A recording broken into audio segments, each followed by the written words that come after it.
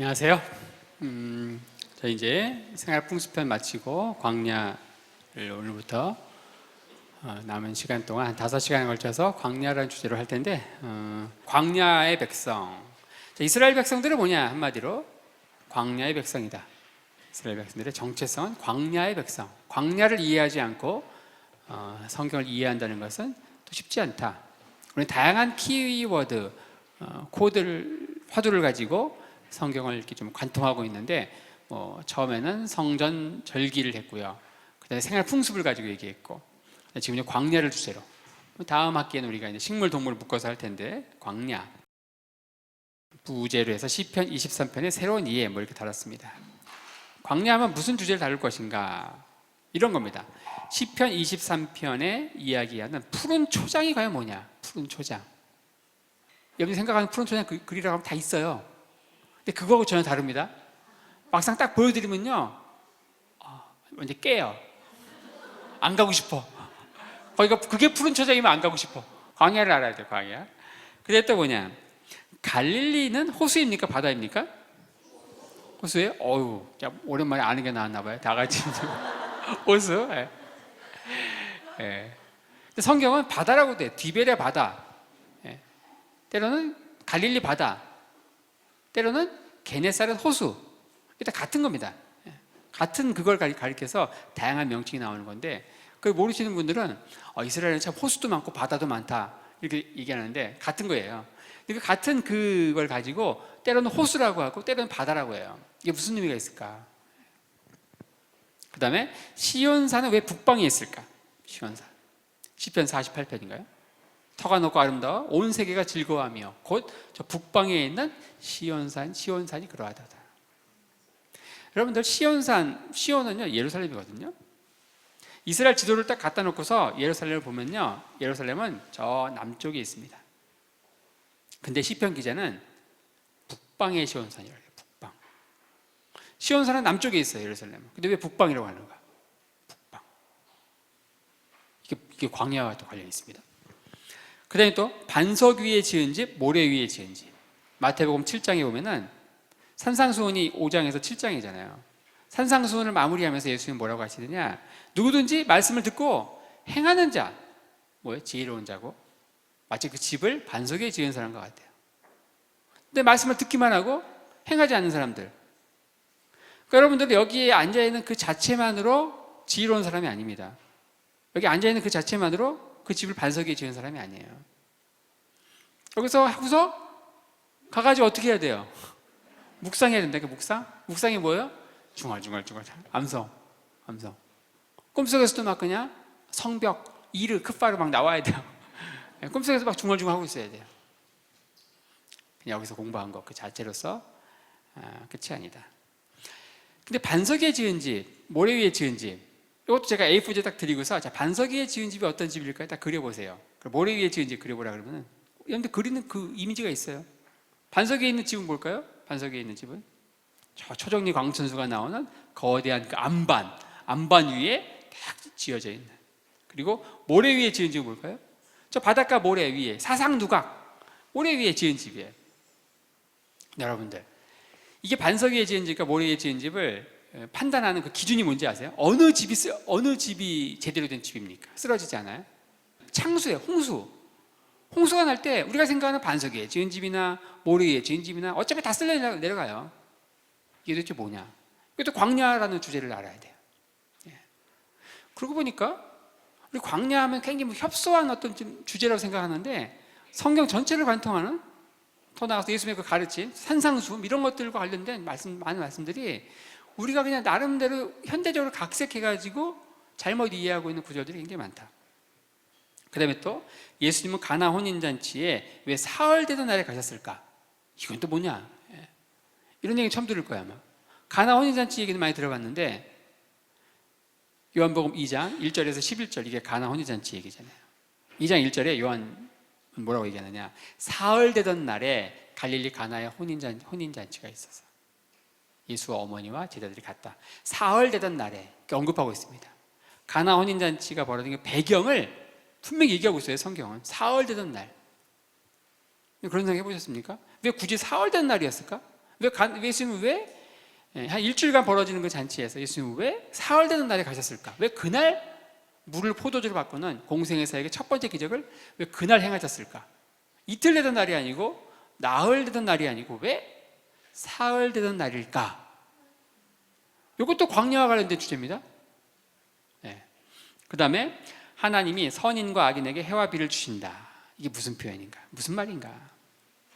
그 다음에 하나님은 왜 내 우편에서 그늘이 되어 주실까? 우리 찬양 축복하잖아요. 축복. 제가 이스라엘을 떠날 때만 해도 축복성은 딱 그거밖에 없었습니다. 때로는 너의 앞에, 이거밖에 없었어요. 근데 갔다가 이제 몇 년 만에 왔는데 한 거 축복해 주는데 이거 축복하더라고요. 하나님은 너를 지키시는 자, 내 우편에서 그늘 되어 주시고. 참 은혜롭더라고요. 이스라엘의 그 광야에서 있다가 왔는데 이 우편에서 그늘이 되어 주시는 이 의미를 알거든요. 정말. 근데 여러분들, 하나님이 왜 우리 우편에서 그늘이 되실까? 우리가 찬양도 하고 축복도 하고 막 축복도 받고 축복도 하고 하는데 이 가사 다 알잖아요. 왜 하나님이 우리 우편에서 그늘이 되실까요? 좌편이 아니고. 이렇게 물어보면은 많은 분들이 하나님의 이 권능의 오른팔 이렇게 얘기해요. 권능의 오른팔. 왜 우편이냐? 좌편이 아니고. 그러면은 권능의 오른팔 얘기한다니까요. 아무 상관없어요. 오른팔하고. 그렇게 막 따지면 뭐 하나님이 전직 우편 배달부 갖다 붙이면 되는 거예요. 왜 우편이냐? 우편 배달 갖다 말이 안 되잖아요. 그렇게 하면은 권능의 오른팔하고 아무 상관없거든요. 이것도 광야와 관련이 있다. 광야. 바울은 왜 빌립보에 도착한 후에 기도처를 찾고자 강가에 갔을까? 바울이 드로아에서 환상을 봅니다. 마게도냐로 와서 우리를 도우라. 그걸 통해서 배를 타고 사모트라케를 거쳐가지고 빌립보로 가죠. 유럽으로 가는 거예요. 원래는 아시아 에베소로 가려고 했는데 거기 갔을 때 기도하려고 강가로 가요. 강가. 거기에 또 기도하러 온 여인이 있었어요. 누구예요? 루디아입니다. 루디아도 그렇고 바울도 그렇고 왜 기도하기 위해서 강가로 갔을까? 안식일날. 근데 기도하러 어디 가야 돼요? 골방에 가야 되지 않습니까? 골방? 기도처, 기도방이죠. 골방. 기도하러 회당에 가야 되지 않아요? 회당? 예배당. 강가에 가서 기도합니까, 여러분들? 강가는 우리는 이제 빨래하는 곳인데 유대인 바울이나 루디아에게는 강가는 기도하는 곳이. 강가는 기도처입니다. 왜 그런가? 광야와 관련이 있다는 거예요. 그 다음에 성경은 왜 이 황량한 광야 이스라엘을 젖과 꿀이 흐르는 땅이라고 하는가? 이스라엘 와보십시오. 60% 이상의 땅이 네게브라고 불리는 황량한 광야예요. 완전 황량한 광야인데 구약성경에 총 40번 이상 그 광야를, 그 황량한 광야 이스라엘을 젖과 꿀이 흐르는 땅이라고 자꾸 얘기해요. 왜 그런지 아세요, 여러분들? 젖과 꿀이 흐르는 땅이 아니기 때문에 그래요. 왜 성경은 광야 이스라엘을 가리켜서 자꾸 젖과 꿀이 흐르는 땅이라고 40번 이상 얘기하느냐? 젖과 꿀이 땅이 아니니까. 이게 도대체 뭔 말인가? 이것도 이제 또 뭔가 의미가 있겠죠. 뭐 그런 주제들을 우리는 광야라고 하는 키워드를 가지고 남은 5시간의 강의를 통해서 살펴보려고 한다는 거죠. 자, 먼저 워밍업으로 시편 23편의 저자 다윗에 대해서 한번 보겠습니다. 다윗. 여러분들이 이제 다윗이 살던 시대로 돌아가서 다윗이 왕이 된 게 주전 1000년이니까 한 3000년 전으로 돌아가서 다윗으로부터 명함을 받아요. 다윗은 나는 이런 사람입니다. 명함을 받아요. 그 명함에 뭐가 써 있을 것 같아요?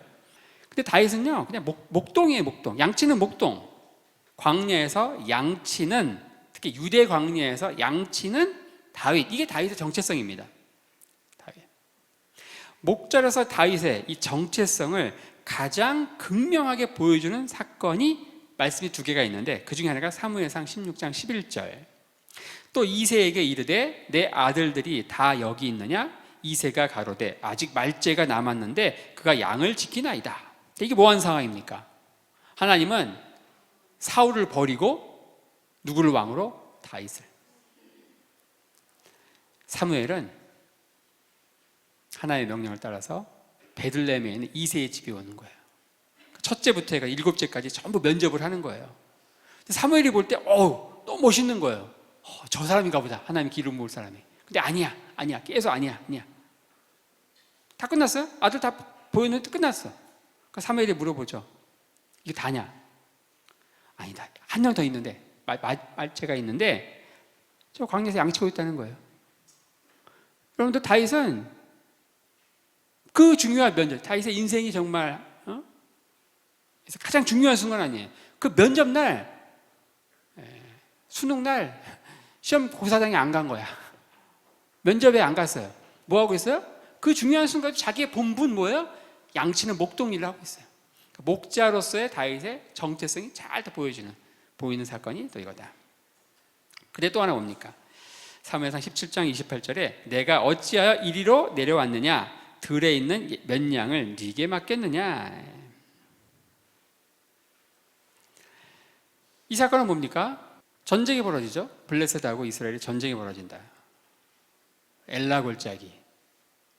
블레셋 쪽 수장은 누구예요? 골리앗이고, 이스라엘 쪽 수장은 수장 대결인 거예요. 수장 대결. 근데 이스라엘 쪽 수장이 못 나오는 거예요.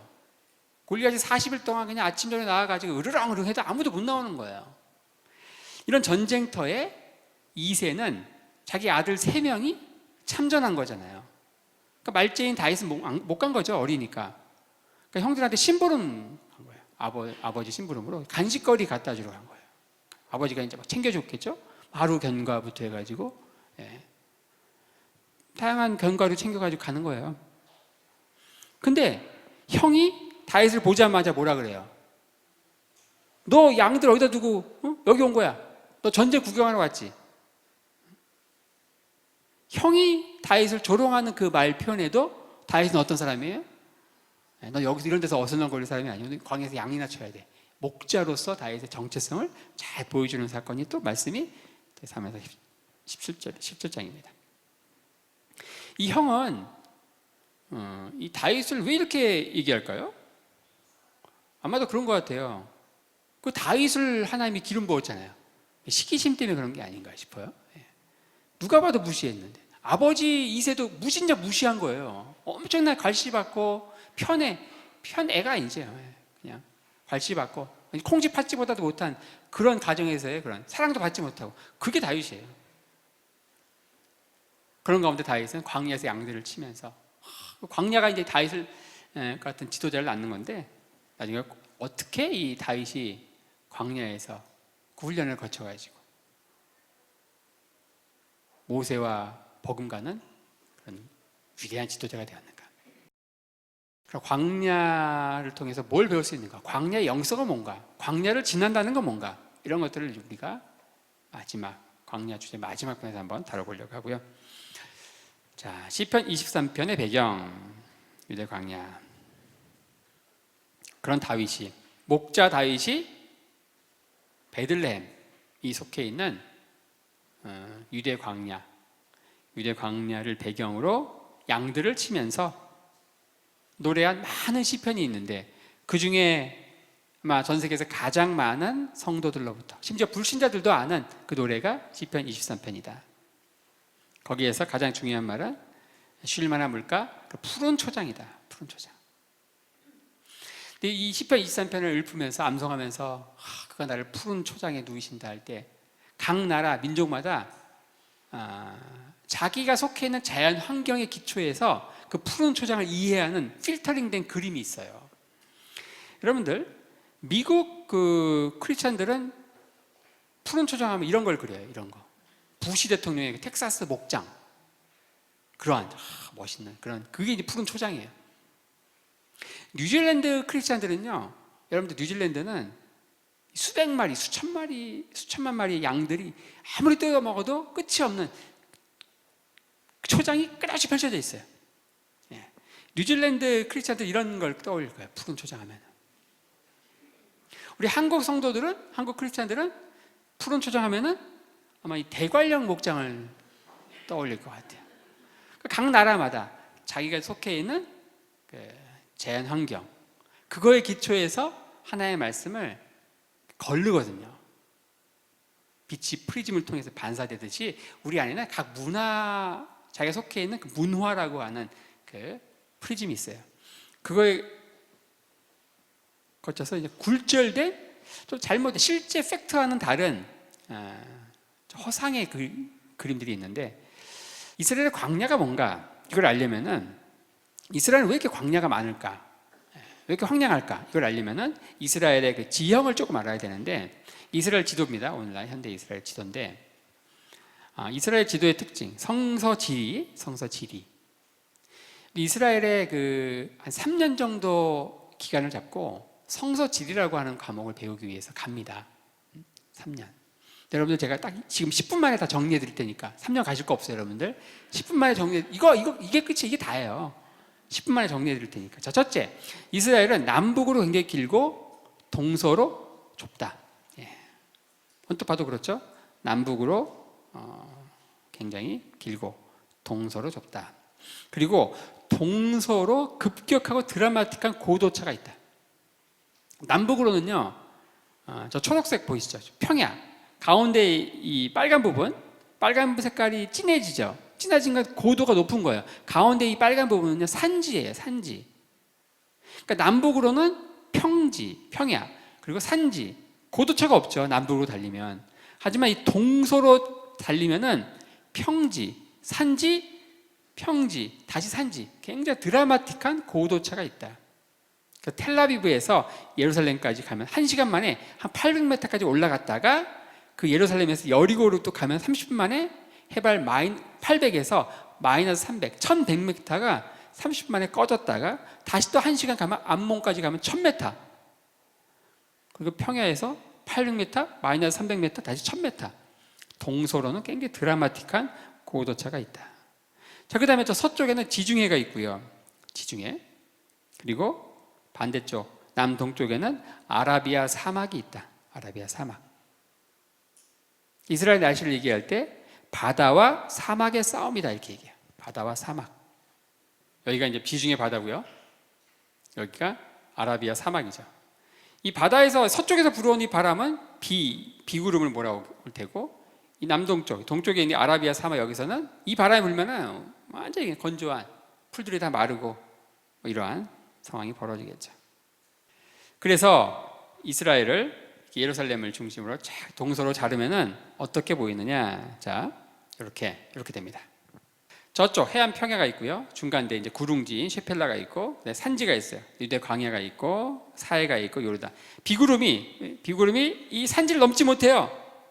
그래서 자, 이 서쪽 지중해에서 불어오는 비구름이 쭉 불어오다가 유대 산지 한 800에서 1000m 되는 유대 산지를 넘지 못하고 이 서쪽 비탈에 비를 뿌리는 거예요. 나머지 부스러기 한 10% 되는 부스러기 비가 이 동쪽 비탈에 뿌려진다. 그러니까 이 서쪽은 굉장히 푸르른데 이 동쪽은 굉장히 척박한 황량한 광야가 형성이 된다. 이해하셨습니까?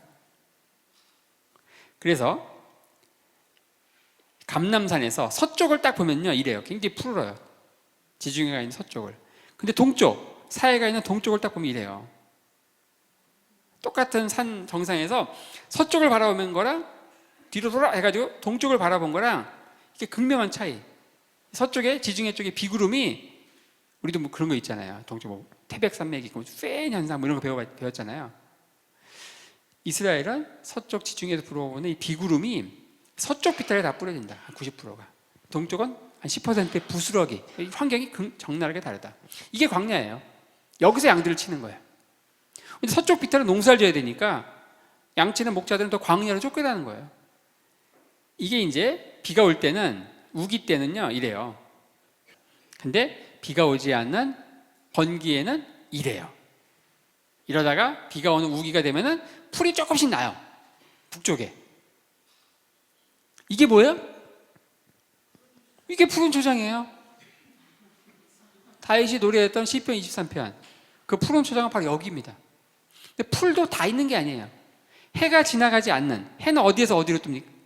동쪽에서 떠서 남쪽에서 가장 이글거리고 서쪽으로 지죠. 그러니까 해가 지나가지 않는 이 북쪽에만 풀들이 좀 있어요. 이게 바로 푸른 초장이다. 대관령 목장도 아니고 텍사스 부시 대통령의 별장도 아니고 뉴질랜드의 초장도 아니고 이게 푸른 초장이에요. 자, 우리 예수님께서 우리를 푸른 초장으로 인도하시는데 가실래요, 안 가실래요? 집에 가서 기도해 보시고 결정하세요. 괜히 갔다가 후회하지 마시고. 예. 푸른 초장이 이런 곳이에요. 광야의 백성 이스라엘. 이스라엘 백성은 한마디로 광야의 백성이다. 광야. 창세기 47장 3절에 이런 말씀이 있습니다. 바로가 요셉의 형들에게 묻되 너희 생업이 무엇이냐? 그들이 바로에게 대답하되 종들은 목자이온데 우리와 선조가 다 그러하니이다 하고. 우리가 잘 아는 대로 요셉이 애굽의 총리가 되고 형들이 기근을 만나가지고 다 애굽으로 옵니다. 그때 바로가 요셉의 형들에게 물어봐요. 너희들은 생업이 뭐냐? 우리는 목자다. 우리와 우리 선조들이 다 그렇게 살아왔다는 거예요. 그런데 이집트, 애굽은 주업이 뭔지 아십니까? 농업이에요. 농경민족이에요. 천의 목초지가 어디냐? 나일강 하류에 있는 삼각주 배웠죠? 나일강 하류에 있는 삼각주 델타. 거기는요 천의 옥토. 거기는 그야말로 예수의 비유에 나오는 씨를 뿌리면 30배, 60배, 100배 결실을 맺는 엄청난. 근데 이집트가요 로마 시대에 바로 이집트에서 나오는 그 밀이 로마로 오고 그 밀로 로마 시민들을 배웠죠. 빵과 섞었어. 로마 시민들은 다 무상급식이었습니다. 그것도 어디서 온 것인가? 이집트가 로마 황제의 개인 영유지예요. 왜냐? 옥타비누스가 이집트의 당시 통치자였던 클레오파트라 안토니우스 연합군을 이겨가지고 여기는 그냥 황제의 영지야. 여기서 나오는 최고의 당시 로마 제국 영토 가운데서 가장 비옥했던 이집트. 여기서 나온 밀.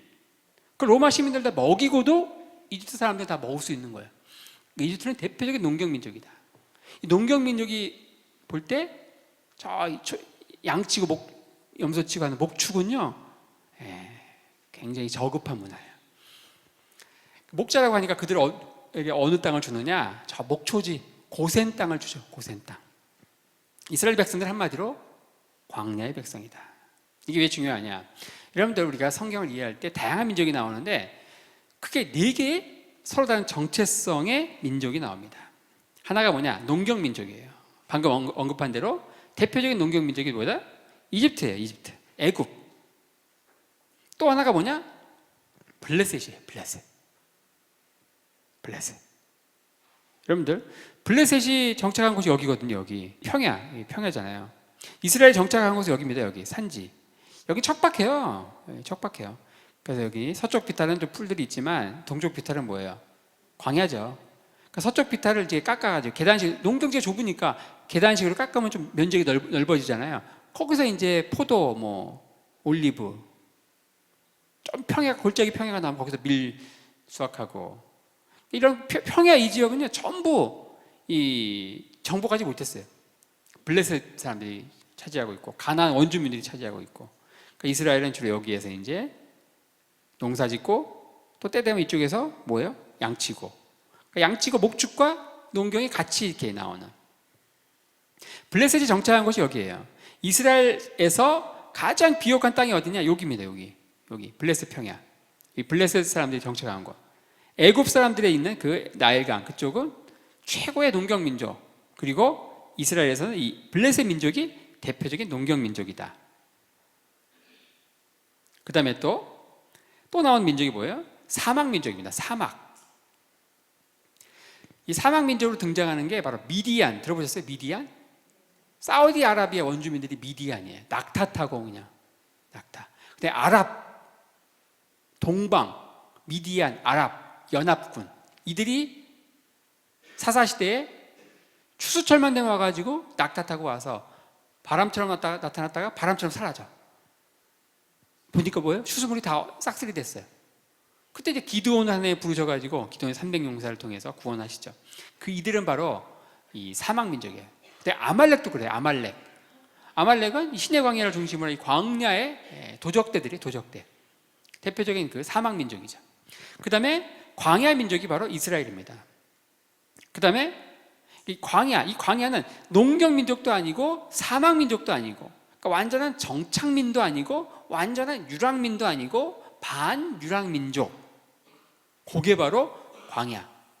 성경에 보면 이스라엘 백성들이 광야의 민족이기 때문에 농사 짓는 이야기도 나오지만 양과 염소를 치는 목축 이야기도 나오고 막 그러는 거예요. 근데 또 하나 뭐냐? 바다, 해양 민족이 나와요, 성경에. 페니키아를 중심으로 한 이 베니게라고 돼 있죠. 두로, 시돈 이런 그 도시 국가들이 바로 그런 해양 민족이다.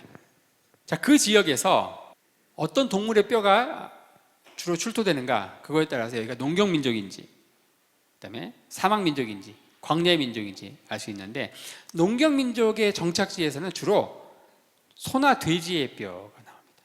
소나 돼지는 물 없이 하루 버팁니다, 하루. 그 다음에 사막 민족, 거기는 낙타는 물 없이 일주일을 버틸 수 있습니다. 그 다음에 광야의 민족, 거기서는 양과 염소의 뼈가 나오겠죠. 양과 염소는 물 없이 3일에서 한 4일 정도 버틴다고 하네요. 이스라엘 백성들은 바로 이런 그 광야의 민족이다. 광야를 주제로 다룰 때 가장 먼저 우리가 이해해야 되는 게 양과 염소에 대한 얘기입니다. 양과 염소. 예수님은 자신을 선한 목자로 비유하시면서 우리 인생들을 양과 염소로만 이야기해요. 마지막 때에도 오른편의 양들을 왼편의 염소를 이렇게 놓고 하죠. 양과 염소. 여러분들에게 하나 묻겠습니다. 자, 여러분들은 본인이 양입니까? 양이라고 생각하는 분은 손 들어보세요. 양. 그럼 나는 뿔난 염소다. 손 들어보세요. 그럼 뭐예요? 손 안 드신 분들은 뭐예요? 양의 탈을 쓴 염소? 네. 이렇게 물어볼까요? 나는 비록 양은 아니지만 양이 되려고 고군분투하는 염소다. 손 들어보세요. 이러면 좀 많이 듭니다. 나는 양이다 하면 손 못 드는데, 양이 되려고 고군분투하는 염소다 이렇게 하면 손 그나마 좀 들어요. 쭈삣쭈삣하면서.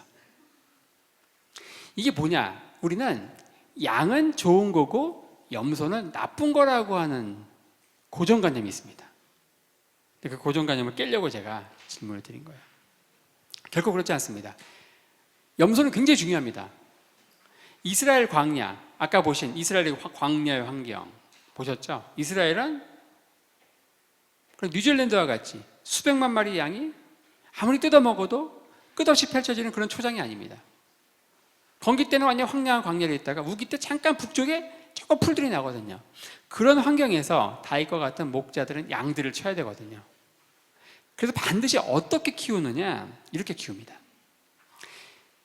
양 3마리당 염소 1마리씩 섞어서 키워야 돼요. 염소가 없으면 양도 없다. 염소는 굉장히 중요하다. 굉장히 좋은 거예요. 여러분 생각하는 것처럼 양은 좋은 거고 염소는 나쁜 게 아니에요. 양 3마리당 염소 1마리가 반드시 섞여서 키워야만 그 척박한 광야에서 양들을 키울 수가 있어요. 이게 제 이야기가 아니에요.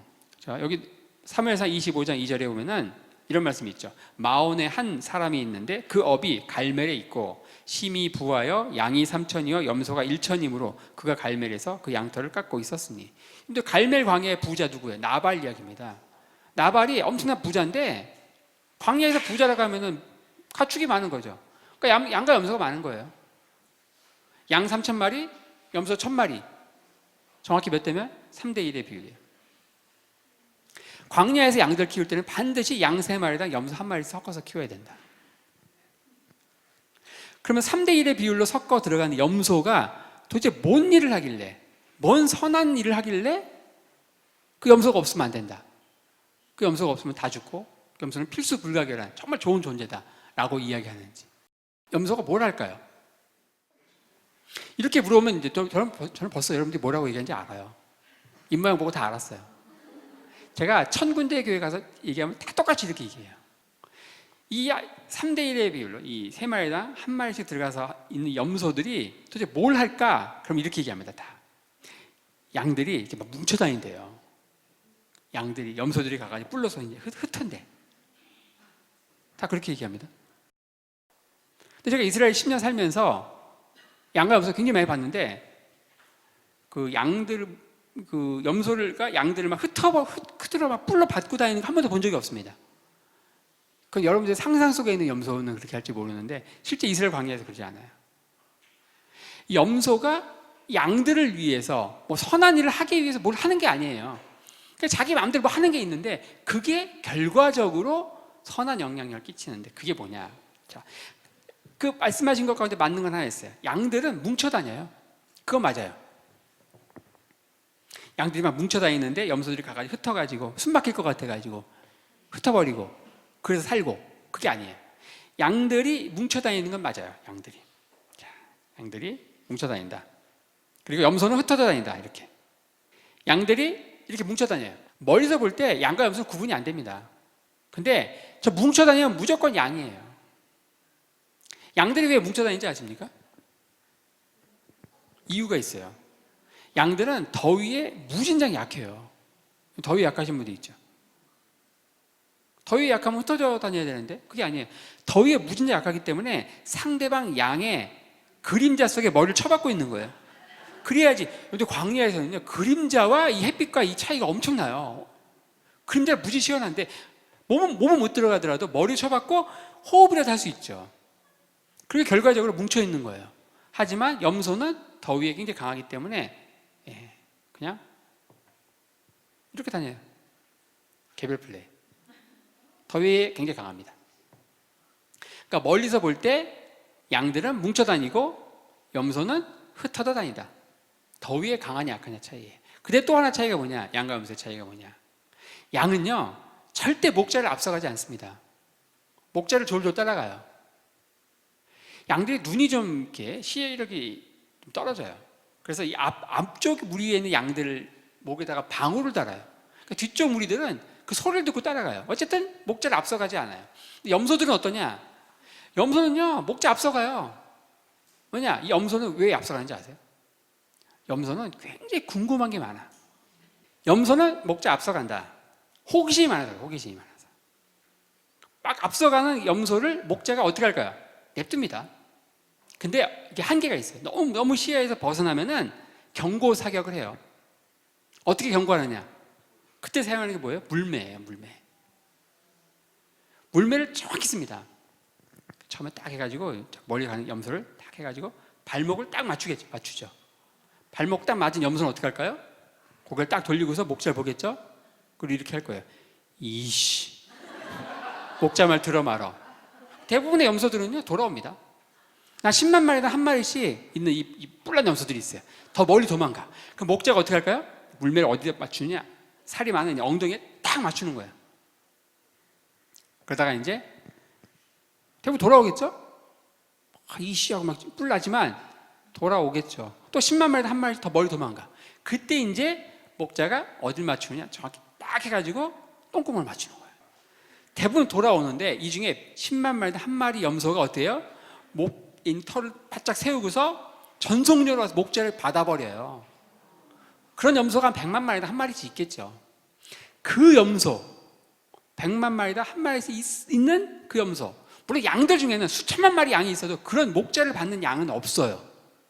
근데 수백만 마리 가운데 한 마리 있는 그 뿔난 염소, 와서 목자를 받아버리는, 털을 잔뜩 세우고 목자를 받아버리는 그 염소에 대한 좀 부정적인 이미지가 스가랴서라든지 이런 데 나오고, 그것 때문에 마태복음 25장에 이렇게 왼쪽에 염소를, 오른쪽에 양을, 이런 얘기가 나온 겁니다. 목자가 광야에서 이렇게 물매를 사용하는 실력은요, 한 털도 빗나가지 않아요. 전부 맞추면 뭐예요? 10점 만점, 양궁에서 10점 만점. 그게 어디에 나옵니까? 사사기 20장 15, 16절. 그때의 성읍들에서 나온 베냐민 자손의 수는 칼을 빼는 자가 모두 2만 6천이요 그 외에 기부와 거민 중 택한 자가 700인인데 이 모든 백성 중에서 택한 700명은 다 왼손잡이라 물매로 돌을 던지면 호리도 틀림이 없는 자더라. 여러분들. 사사기 마지막 19, 20, 21장은요 베냐민 지파 하나를 놓고서 나머지 11지파 연합군이 싸워요. 연합군이 15대 1의 수적 우세에도 불구하고 베냐민 지파를 못 이깁니다. 왜냐? 이 베냐민 지파는 700명의 왼손잡이 목자들이 있는데 이들이 물매를 던지면요 한 허리도 빗나가는 게 없대요. 이들은 광야에서 매일 그거 한 거예요. 누굴 대상으로? 염소를 대상으로. 한 번은 똥꼬 맞추고, 한 번은 엉덩이 맞추고, 한 번은 발목 맞추고. 그거 맨날 한 게 뭐예요? 다윗이에요. 심심할 때 저 멀리 또 돌멩이 세워놓고 탁. 옛날에, 요즘에는 뭐 컴퓨터 게임 하지만 옛날에 망각이라고 있습니다. 망각이. 돌멩이 딱 세워놓고 머리에서 탁 맞추는 거. 제 망각이 달인이거든요. 그런 거. 그게 이쪽에 물매예요. 물매. 다윗이 그거 한 거예요. 그거 하다 대박 난 거잖아요. 그렇죠? 골리앗을 그냥 다윗이 그거 할 때 나중에 골리앗 무너뜨려. 그게 아니에요. 다 이 광야 환경에서 할 수 있는 뭔가를 한 거예요. 광야 환경 다 불평거리밖에 없잖아요. 근데도 할 수 있는 게 뭔가 있는 거예요. 그걸 찾은 거예요. 그런 모습을 하나님이 쓰신 거예요, 다윗에. 그러니까 뭐 하느냐, 염소가. 3마리당 1마리씩 들어가서 염소가 뭐 하느냐. 자, 중요한 건 뭐냐? 이스라엘의 광야의 환경은 뉴질랜드와 다르다. 이 염소가 있어야만 뭐가 되느냐? 초장을 보호할 수 있습니다. 초장. 이스라엘은 뉴질랜드처럼 수백 마리 양이 끝없이 먹어도 다 뜯어먹을 수 없는 그런 끝없는 초장이 펼쳐진 곳이 아니다. 여기는 정말 있는 풀 없는 풀 아껴야 돼요. 자, 염소를 섞어서 키워야 돼요. 양과 염소가 풀 뜯어먹는 습관이 다릅니다. 양은요, 다 자랐던 안 자랐던 풀을 뿌리째 뽑아 먹습니다. 근데 염소는 다 자란 풀에 이파리만 살살 뜯어 먹습니다. 그래서 3대1로 들어가는 염소를 보고서 양들이 염소를 보고서 저렇게 먹는가벼? 하고 따라해요. 그렇게 하면은 다음부터 우기 때 또 비가 오면은 또 초장이 살아나죠. 그러니까 어장을 보호하기 위해서 어린 물고기는 다시 놔줘야 되는 것처럼 만약에 양들만 키우면요, 초장은 완전히 황폐해야 돼요. 반드시 3대1로 염소들이 들어가야 된다. 그 염소가 바로 초장을 보호하는 역할을 한다. 그게 초장 보호하라고 하는 게 아니에요. 자기 그냥 내가 초장을 보호해야 되는 역사에서 사명을 띠고 태어났다. 그러고서 하는 게 아니에요. 염소는 그냥 하는 거예요. 이기적인 행동을 하는 건데 그게 결국은 이타적인 행동이 되는 거죠. 공동체를 위한 행동이 되는 거예요. 근데 그게 뉴질랜드 상황이면 별 도움 안 되겠죠. 염소가 필요 없겠지만 이스라엘의 상황이기 때문에 그렇다는 거예요. 근데 또 뭐냐? 2가지 이유가 있는데, 하나는 초장을 보호하는 거고요. 또 하나는 목자가 양들을 데리고 인도하려고 하는 곳은 결국은 저 푸른 초장 잔잔한 물가예요. 잔잔한 물가. 근데 잔잔한 물가는 어디에 있는가? 저 낮은 계곡에 있어요. 근데 목자가 양들을 데리고 저 잔잔한 물가를 가려면은 때로는 높은 바위로 올라타야 되고, 때로는 굉장히 경사진 비탈길을 내려가야 되고 막 그래요. 근데 목자가 아무리 앞서가도 양들은요, 막 바위트 올라가고 이 경사진 비탈길 안 내려가요. 목자가 아무리 앞서가도 안 되고 막대기로 막 때려도 안 가요. 왜냐? 양들은 엄청나게 두려움이 많은 존재예요. 양들은 두려움이 많다. 양들이 얼마나 두려움이 많은가 에피소드가 있어요. 목자가 양들 데리고 푸른 잔잔한 물가로 데려왔어요. 근데 물을 잘 먹다가 바람이 살랑살랑 불잖아요. 그러면 물면에 자기 얼굴이 비쳤잖아요. 근데 자기 얼굴이 왔다 갔다 흔들리잖아요. 그거 보고서 양들은 패닉 상태에 빠져. 멘붕. 공황 상태에 빠진 양들이 할 수 있는 건 딱 하나. 주변을 돌아봐가지고 목자가 보이면 그때 안심을 해요. 근데 목자가 보이는데도 여전히 패닉 상태에 있는, 공황 상태에 있는, 공황 발작을 보이는 양들이 있죠. 그 목자가 이제 데리고 와서 자기 겉옷을 딱 가지고 그늘을 만들고 옥에 기름을 바르고 마사지를 해주죠. 양들은 굉장히 두려움이 많은 존재다. 그래서 목자가 아무리 앞서가도 안 따라가고요, 뒤에서 막대기로 막 때려도 안 가. 이때 3마리도 1마리 섞여있는 염소들이 뭐예요? 호기심 많고 앞서 돌격대 역할을 하는 거예요. 막 가면 저렇게 가는가벼? 하고 따라가는 거예요. 이게 정확히 목회자가 목양을 할 때도 적용이 됩니다. 이 성도들이 다 100% 양과 같은 성도만 있으면요, 목자가 아무리 앞서가도 안 따라와요. 안 따라옵니다. 그중에 섞여있는 그 염소 같은 성도들이 앞서가면요, 그냥 시기하고 질투, 또 그렇게 하는가벼 따라가지. 그러니까 목자가 하는 역할이 있고 3대1의 비율로 섞여 들어가 있는 염소들이 하는 역할이 있어요. 염소가 굉장히 중요하다. 염소가 없이는 초장은 황폐화 될 수밖에 없고, 염소가 없이는 잔잔한 물가로 가는 데 있어서 그 높은 바위 틈, 그리고 경사진 비탈길을 내려갈 수가 없어요. 양들이 안 따라오거든요. 굉장히 긍정적인 게 바로 염소예요. 이렇게 설명을 다 하고 나서 자, 본인은 양입니까 염소입니까 이렇게 물어보면 전부 자기 염소라고 얘기하죠. 염소는 굉장히 좋은 것이다. 근데 한 수백만 마리당 한 마리씩 있는 염소에 대한 부정적 이미지 때문에 다니엘서에 나오는 수염소가 스스로 심히 강대하여 가더니 강성할 때 그 큰 뿔이 꺾이고 그 대신에 현저한 뿔렛이 하늘 사방을 향하여 났더라. 다니엘서 8장에 나오고 스가랴서 10장에 내가 목자들에게 노를 바라며 내가 수염소들을 벌한다. 마태복음 25장에 양과 염소를 마지막 때에 분별하는데 양은 그 오른편에 염소는 왼편에 둔다. 염소에 대한 약간 부정적인 이런 표현들 이런 것들 때문에 우리는 본인 양입니까 염소입니까 할 때 양이라고 감히 손을 못 들겠고 염소라고 또 이실 짓고 하긴 또 그렇고 그러고 있죠. 그냥 다 양의 탈을 쓴 염소처럼 살고 있는데 염소도 굉장히 중요하다. 기본적으로 염소가 좋은 거예요. 염소가 없으면 유대 광야에서 다 죽는 거예요. 이런 긍정적 역할을 한 염소 기억을 하시고요. 자, 그리고 반드시 3마리당 1마리 염소가 필요해요. 100% 양과 같이 가만히 이렇게 순종적인 양만 같은 성도만 데리고는 절대 목회 못합니다.